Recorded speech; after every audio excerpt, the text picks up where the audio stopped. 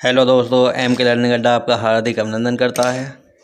तो दोस्तों, अब तक हम हिंदी के सेशन में हिंदी साहित्य का इतिहास, रचनाएं, रचनाकार, वर्णमाला, शब्द विचार, समास, संधि, उपसर्ग, प्रत्यय आदि टॉपिक पर चर्चा कर चुके हैं, जिन्हें आपके द्वारा काफ़ी सराहा गया। हमें बहुत ही प्रोत्साहन मिला।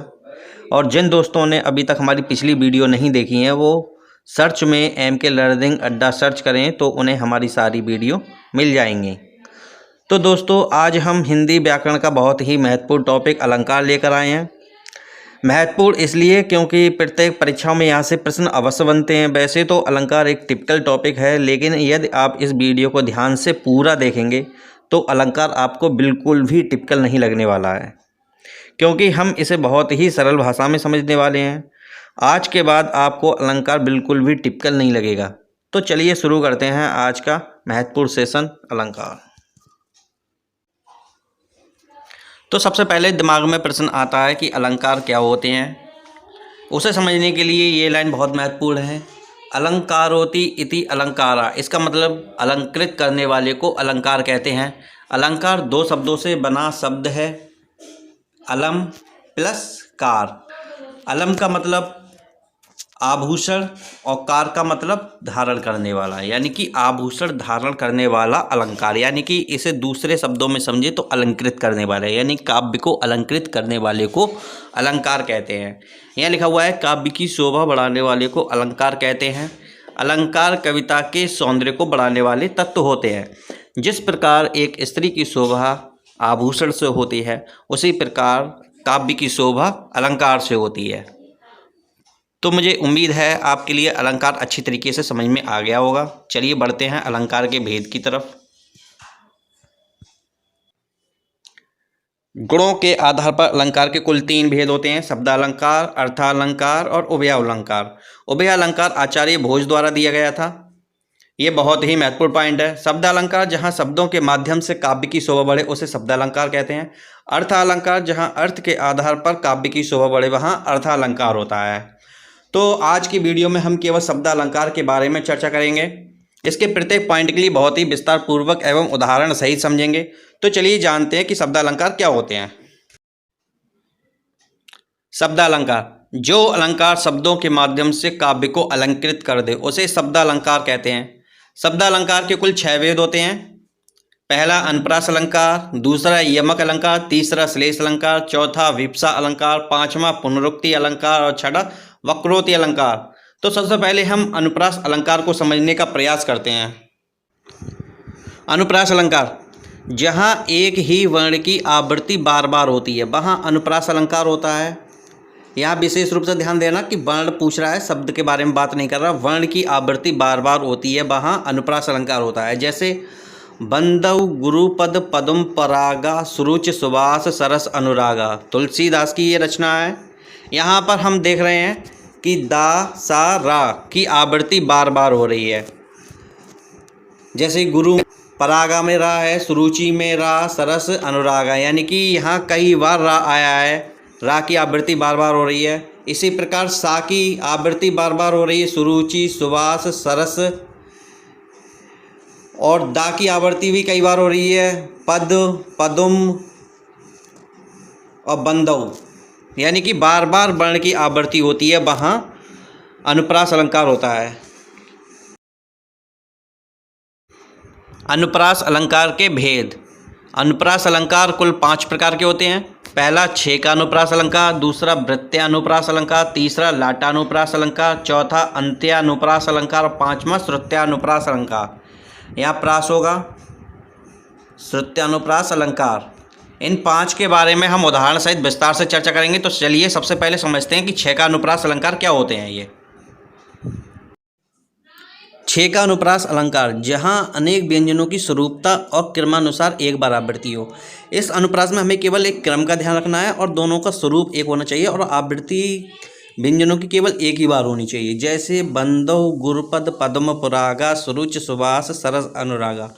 यहाँ पर हम देखते हैं कि स्वरूप के आधार पर, जैसे पद और पदम में पद, सुरुचि और सरस में सर, यानी कि दोनों में का स्वरूप एक है, इसलिए यहाँ पर स्वरूपता आवृत्ति है। और क्रमानुसार आवृत्ति देखिए तो पद और पदुम में दोनों में पा के बाद दा आ रहा है। दोनों का क्रम देखिए, पद और पदुम दोनों में पा के बाद दा आ रहा है। सुरुचि और सरस दोनों में सा के बाद रा आ रहा है। इसलिए यहाँ पर ये क्रमानुसार आवृत्ति है और दोनों की आवृत्ति केवल एक बार हो रही, इसलिए यहाँ पर 6 का अनुप्रास अलंकार होगा। चलिए समझते हैं प्रत्यनुप्रास अलंकार के लिए। जहाँ व्यंजन या वर्ण की आवृत्ति अनेक बार हो वहाँ प्रत्यनुप्रास अलंकार होता है। हमने देखा कि 6 का अनुप्रास अलंकार में वर्ण की आवृत्ति केवल एक बार होती, लेकिन प्रत्यनुप्रास अलंकार में वर्ण की आवृत्ति बार बार होती है। जैसे चामरसी, चंदनसी, चंदसी, चांदनी, चमेली, चारू, चंद, सुगर है। यहाँ हम देख रहे हैं कि चामरसी चा चा चा चा, यानी कि चा वर्ण की आवृत्ति कितनी बार हुई है? अनेक बार हुई है, तो इसलिए यहाँ पर वृत्यानुप्रास अलंकार होगा। ये इसकी खास पहचान है। चलिए जानते हैं लाटानुप्रास अलंकार क्या होते हैं। जब शब्द या वाक्य की आवृत्ति उसी अर्थ में हो तथा अन्वय करने पर भिन्नता आ जाए। अब तक 6 का अनुप्रास अलंकार और वृत्यानुप्रास अलंकार दोनों में वर्ण की आवृत्ति होती थी, लेकिन लाटानुप्रास अलंकार में शब्द की आवृत्ति और या वाक्य की आवृत्ति होती है और उसी अर्थ में होती है तथा अन्वय करने पर भिन्नता आ जाती है। वहाँ पर लाटानुप्रास अलंकार होता है। जैसे तेग बहादुर हाँ बे ही थे गुरु पदवी के पात्र समर्थ। तेग बहादुर हाँ बे ही थे गुरु पदवी थी जिनके अर्थ। अंत्यानुप्रास अलंकार। अब ये अंत्यानुप्रास अलंकार क्या होते हैं? जहाँ अंत में तुक मिलती हो, यानी कि अंतिम शब्द जो हैं वो तुकांत शब्द होने चाहिए। जहाँ अंतिम शब्द तुकांत होंगे वहाँ पर अंत्यानुप्रास अलंकार होता है। जैसा हम देखते हैं दोहे होते हैं, कविताएं होती हैं, उसके जो अंतिम वर्ण होते हैं वो तुकांत शब्द होते हैं। बचपन में हमने किताबों में पढ़ा था तुकांत शब्द। तो ऐसे शब्द अगर अंत में आते हैं तो वहाँ पर अंत्यानुप्रास अलंकार होता है। जैसे लगा दी किसने आकर आग, कहाँ था तू संशय के नाग। यहाँ हम देख रहे हैं आग और नाग दोनों एक तरीके से तुकांत शब्द हैं, तो इसलिए यहाँ पर अंत्यानुप्रास अलंकार होगा। अनुप्रास अलंकार का अगला भाग है श्रुत्यानुप्रास अलंकार। अब ये श्रुत्यानुप्रास अलंकार क्या होता है? जहाँ पर कानों को मधुर लगने वाले वर्णों की आवृत्ति हो वहाँ पर श्रुत्यानुप्रास अलंकार होता है। श्रुत्या का मतलब ही सुनने से होता है, जो चीज़ सुनने में अच्छी लगती है, यानी कि कानों को मधुर लगने वाले वर्णों की आवृत्ति हो वहाँ पर श्रुत्यानुप्रास अलंकार होता है। जैसे दिनांत था थे दीनानाथ डूबते, सधेनु आते ग्रह ग्वाल वाल थे। यहाँ पर जो अनुप्रास अलंकार का भाग होगा वो श्रुत्यानुप्रास अलंकार होगा। तो मित्रों अब तक हमने अनुप्रास अलंकार के बारे में विस्तार पूर्वक चर्चा कर ली। उसके प्रमुख भेदों के बारे में हमने उदाहरण सहित अध्ययन कर लिया। उम्मीद है आपको अच्छी तरीके से समझ में भी आ गया होगा। अब तो आप आसानी से पहचान भी सकते हैं कि कौन सा अलंकार क्या होता है। अब शब्द अलंकार का दूसरा जो प्रमुख अलंकार है वो है यमक अलंकार। यमक अलंकार क्या होता है? जहाँ एक शब्द एक से अधिक बार प्रयोग हो। हमें इस बात का ध्यान दे रहा है, यहाँ एक शब्द की बात हो रही है जहाँ एक शब्द एक से अधिक बार प्रयोग हो परंतु उसका अर्थ अलग हो। यानी कि शब्द तो एक से अधिक बार प्रयोग होना चाहिए लेकिन उसका अर्थ प्रत्येक स्थान पर अलग हो। वहाँ पर जो हो अलंकार होगा वो यमक अलंकार होगा। जैसे कनक कनकते सौगुनी मादकता अधिकाय, वा खाए बौराए जगया पाए बौराए।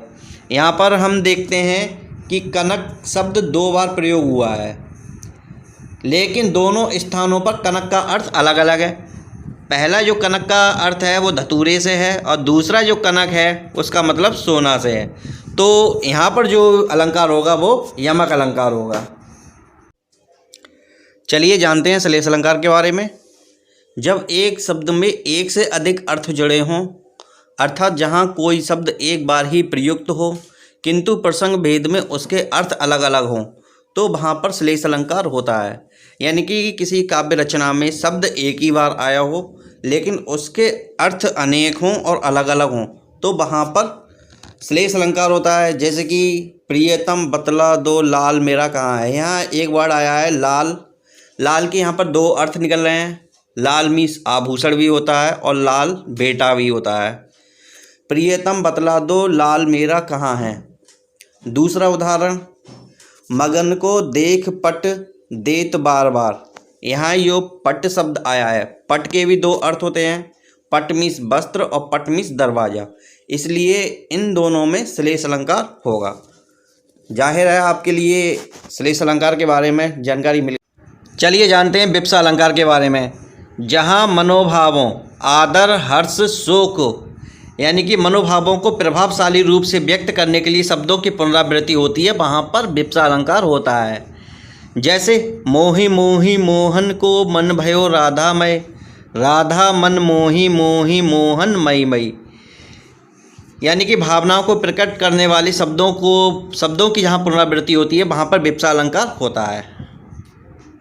अलंकार, जब कोई शब्द बार बार दोहराया जाता है वहाँ पुनरुक्ति अलंकार होता है। शब्द अलंकार का जो अंतिम अलंकार है वो है वक्रोक्ति अलंकार। जहाँ वक्ता द्वारा बोले गए शब्दों का श्रोता अलग अलग अर्थ निकाले वहाँ वक्रोक्ति अलंकार होता है। वक्रोक्ति अलंकार के दो भेद होते हैं, एक काकू वक्रोक्ति अलंकार और दूसरा श्लेष वक्रोक्ति अलंकार।